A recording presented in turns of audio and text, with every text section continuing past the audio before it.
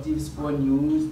Il sera question ce soir de la troisième journée du championnat de première division au Togo, la reprise de la deuxième division qui s'est débuté ce samedi le 11 décembre 2021. Et puis nous allons aussi parler de l'attaquant togolais de FC Saint-Pauli qui fera son retour en sélection nationale. La deuxième partie de cette émission se concentre sur les clubs qualifiés pour le 8e de finale de la Ligue des Champions et en plus les résultats du championnat européen. Et nous terminons l'émission de ce soir avec la nomination de l'ancien buteur camerounais Samuel Eto'o à la tête de la Fédération camerounaise de football. Je ferai le point avec notre consultant sportif, M. Théophile Théo, rédacteur web du site 228 foot.tg. Bonsoir M. Théophile Théo. Bonsoir monsieur, bienvenue Loïc. Ravi de vous retrouver encore ce soir dans notre émission sportive. C'est toujours un plaisir pour moi de venir sur le plateau de Mamos TV et de co-animer cette émission avec vous. Nous sommes dans l'émission et nous allons parler du championnat togolais de première division qui a repris ce 28 novembre et nous sommes dans la troisième journée. Certains matchs ont été joués dans la semaine. Effectivement, le championnat togolais a repris le 28 novembre dernier avec la première journée. Le week-end suis passé, si je peux dire ainsi. Donc le week-end passé, il y avait eu la deuxième journée. Ce week-end, il y a eu la troisième journée. Donc pour la troisième journée, il y avait également un match avancé à Sarsport de Bafilo qui a joué contre Semassi. Sarsport de Bafilo, pardon, qui a perdu contre Semassi 3-2. Donc ça fait la troisième défaite des hommes de Bafilo. Ça ne va pas du tout pour eux. Samedi, il y avait eu également des matchs, avec la victoire du Dynamique togolais. Les Robots Rouges ont gagné 4-1 contre les Showboys de Balimé, Gomido de Balimé, qui n'était pas du tout dans le bain. Les Robots Rouges ont laminé correctement les Showboys de Balimé. Il y avait eu également le premier Kakadel du Felgou qui a tenu en échec la CK, le vice-champion en titre.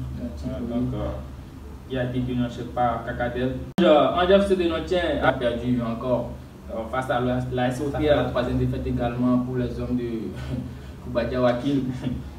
Kotoko de Ladi a perdu également contre l'entente de Akpalimé, au grand stade de Akpalimé. Les Ports Épices, on les surnomme, ils ont perdu en marquant contre le Popcan. Vraiment, ça c'est de la malchance. Il y a également l'AS Togoport qui a obtenu sa première victoire de la saison en battant l'AS Bolossou des Lacs sur le score de 3-2 au stade de Kégué. Unisport de Sokoré qui a gagné également face à Ifodia aussi qui est déjà à sa troisième défaite, 3 matchs, 3 défaites. Vraiment ça ne va pas du tout pour les habitants de la ville des 7 collines. Atakpamé, c'est ça la ville des 7 collines. Donc le champion en titre, Asko de Kara de l'honorable Menya Singbe, a été tenu en échec par l'Espina de Pagoda sur le score de 1 but partout. Donc c'est à peu près les résultats de la troisième journée du championnat national de première division togolaise. Ok. Nous sommes aussi dans l'émission nationale, puis nous allons parler de la deuxième division qui a été lancée ce 28 novembre. Oui, effectivement, le championnat de deuxième division a repris également. C'était prévu initialement sur le 4 décembre, mais ils ont repris finalement le 11. Il y a eu beaucoup de matchs un peu partout du sud au nord. Avec d'abord à Bossimé, au stade de Bossimé, la GCA qui a battu Arabia Le Tablibo sur le score 1-0. Maranatha, vous savez bien que Maranatha est descendu en 2-2 cette saison. Le club cher de l'honorable Gabriel Amei qui est descendu en 2-2. Maranatha a été battu chez lui à domicile à Palimé par Espoir de Thiévier, 3-2. L'US Agbanji qui a perdu à domicile également contre l'Étoile Filante, 3-1. L'Étoile Filante qui est en D2, ça fait des années, mais qui n'arrive pas du tout à monter. Chaque année ça démarre bien, mais à la fin c'est toujours la D2. À Gaza a perdu. À Gaza, vraiment, c'est un club. On ne sait pas quoi. À chaque début de saison, ils ont des ambitions, ils disent qu'ils seront bien, tout, mais à la fin, c'est toujours des défaites un peu partout. Donc, ils ont perdu lors de la première journée hier, ils ont perdu face à Tambo de Dacha. 2-0. Tambo les a battus 2-0. Fouatan de Dapan qui a battu Foupa de Sotubois sur le score de 2-1. CDF Arkounou et Koroki Metete de Tchamba se sont séparés sur un match nul 0-0. Et Gunja de Ketao a perdu face à Guinguet de Barça. Guinguet de Barça qui a gagné 1-0. Donc c'est à peu près les résultats de la première journée de la deuxième division togolaise.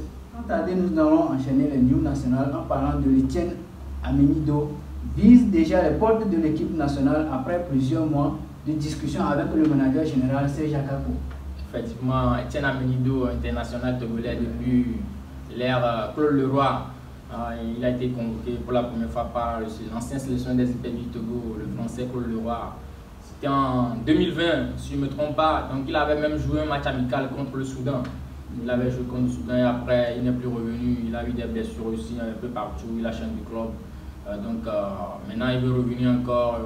Bon, on espère bien qu'il reviendra nous donner de la force pour qu'on se qualifie pour la CAN 2023. Parce que vous savez que dans l'attaque togolaise, il y a beaucoup de joueurs, mais ça n'arrive pas à marquer du tout. Souvent, il y a les là-bas, il y a les bébous, il y a les placards, tout ça là. Mais c'est aussi Etienne Amenido qui veut revenir, il peut venir nous apporter encore de vivacité dans l'attaque, de l'efficacité pour retrouver le chemin des filets. Ça va nous aider beaucoup. Donc, nous lui souhaitons un bon retour en équipe nationale togolaise et on verra encore pour la suite. Nous sommes de retour sur ce plateau pour la deuxième partie de l'émission vidéo. Dites-nous, quels sont les clubs qualifiés pour le 8e de finale de la Ligue des Champions? Effectivement, il y avait eu la dernière journée de la Ligue des Champions en milieu de semaine. Il y a eu au total 16 clubs qui se sont qualifiés. 16 clubs qui se sont qualifiés donc, pour les 16e de finale. Il y a notamment le Bayern qui a écrasé Barcelone en milieu de semaine 3-0. Barcelone qui est déjà éliminé d'ailleurs dans les phases de groupe. C'est la première fois dans l'histoire. Oui, la première fois depuis l'an 2000 que le Barça est éliminé dès les phases de groupe de la Ligue des Champions. Vraiment, c'est une grande surprise pour nous, les amoureux du football. On peut noter que le départ de Lionel Messi a quand même fait une partie de ce club quand même. Exactement. Le Barça sans Lionel Messi, vraiment, c'est pas du tout ça. Bon, il y a eu le retour de Xavi sur le banc, mais Xavi est venu dans une situation où tout ne marchait pas bien encore. Donc, maintenant qu'il va améliorer certaines choses. Voilà, ça sera un peu difficile pour lui de prendre tout de suite ou bien d'obtenir tous les résultats. Et donc, il faut du temps, quoi, il faut du temps. Donc, le Barça a été éliminé. Bon, les clubs qualifiés, il y a l'Ajax d'Amsterdam, l'Atlético de Madrid, le FC Bayern, d'habitude, Chelsea. Il y a les grands, Juventus, Liverpool, Paris Saint-Germain, Manchester United, le Real Madrid. Nous sommes toujours là. Moi-même, je suis un fan du Real. Nous sommes toujours là. Les Catalans. Je suis un merengue. Oui, c'est ça, un merengue même. Les Catalans sont à la maison actuellement, donc nous, on poursuit notre aventure. Il y a Villarreal également qui est qualifié pour les 16e de finale. Manchester City, de Riyad Mahrez, l'Algérien. Il y a également le Sporting Club du Portugal et le Salzbourg qui sont également qualifiés pour les 16e de finale. Donc c'est à peu près 16 clubs. 16 clubs qualifiés pour les 16e de finale. Nous sommes toujours dans la deuxième partie de l'émission. Nous allons parler des championnats européens. Avec M. Tefini, dites-nous un peu les résultats des championnats européens pour le week-end. Après la Ligue des Champions, il y a eu la reprise des championnats européens. En Angleterre, on jouait la 16e journée du championnat anglais avec la victoire de Man City à domicile face aux Wolves. Arsenal qui a battu Southampton sur le score de 3-0. Arsenal renoue avec une victoire. Chelsea également qui a battu Leeds United sur le score de 3-2. Manchester United de Cristiano Ronaldo également était victorieux face à Norwich City. Liverpool a également gagné sur le score de 1-0 face à Aston Villa. Donc, Leicester a gagné 4-0 face à Newcastle. Et Crystal Palace également qui est venu à bout de Everton 3-1. Donc c'est à peu près les résultats en Angleterre. Donc au classement actuellement, il y a effectivement les hommes de Pep Guardiola, Manchester City qui est premier, suivi de Liverpool.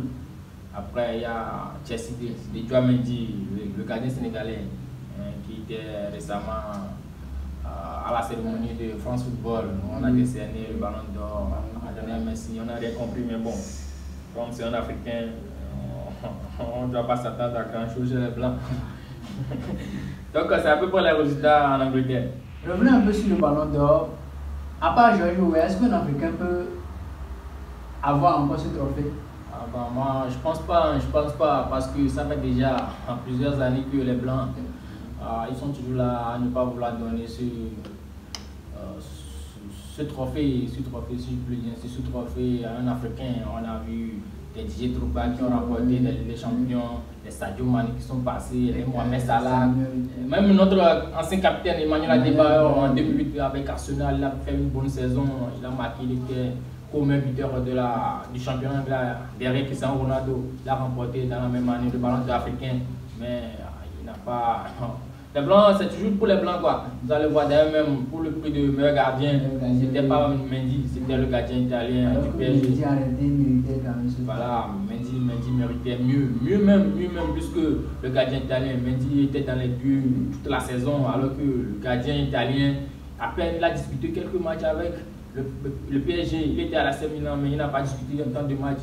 Bon, nous ne pouvons pas s'alarmer sur un trophée que le blanc gagne chez lui et dit que ça doit être décerné en africain. Donc nous devons venir chez nous. Il y a le ballon d'Africain aussi, donc à nous de valoriser notre ballon d'Africain et de laisser les blancs tranquilles. Terminons l'émission de ce soir avec cette info de Samuel Eto'o, président de la Fédération camerounaise de football.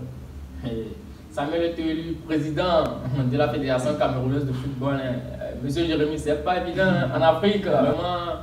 Le gars, c'était un challenge. Vraiment, il s'est taillé une place. C'est un stratège. C'était pas facile, surtout en Afrique. Vous avez vu en Côte d'Ivoire où Didier Drogba a cherché plusieurs fois. Je ne sais pas si il pourra quand même décrocher. Vraiment, Didier Drogba, un ancien capitaine des éléphants de la Côte d'Ivoire, qui a déposé sa candidature pour être président de la Fédération ivoirienne de football. Mais tenez-vous bien, il y a eu ses propres coéquipiers de l'équipe nationale qui n'ont pas voulu soutenir sa candidature. Genre, il y a eu les Zokora, vous connaissez bien Didier Zokora, il était milieu de terrain, qui n'a pas voulu soutenir Didier Drogba pour sa candidature pour être président de la Fédération ivoirienne de football. C'est pas du tout bien en Afrique. Je ne sais pas, dans l'ADN de l'Africain, comment tu as joué avec quelqu'un par le passé et la personne veut devenir président de la Fédération ivoirienne de football pour faire émerger le football ivoirien et tu ne veux pas le soutenir. Maintenant tu soutiens un ancien, des vieux qui veulent encore devenir président de l'Afrique à foot. Alors que Samuel Eto'o, c'est pas n'importe qui quand même. Félicitations à lui pour. Effectivement, c'est à saluer. Il est toujours vite. Vraiment, il s'est battu parce qu'il connaît bien les contours. Nous sommes presque arrivés à la fin de l'émission, M. Théo. Dites-nous quels sont les mots que vous avez quand même à l'endroit de nos spectateurs. Moi, je remercie tous les spectateurs de Marron TV. Je les invite toujours à nous suivre chaque lundi soir ici sur notre plateau Sport News, dans l'émission Sport News avec vous, monsieur bienvenu, Lobby. Je remercie tout le staff de Marron TV pour l'effort fourni chaque jour pour les autres émissions également. Donc je vous encourage beaucoup à faire encore beaucoup mieux pour laisser des traces sur le plan national et pourquoi pas sur le plan international. Nous vous remercions aussi pour les pas que vous avez effectués jusqu'à arriver auprès de nous. Merci beaucoup. L'émission de ce soir, mesdames et messieurs, on se retrouve la semaine prochaine pour un numéro bien avant, portez-vous bien. C'est la semaine qui débute.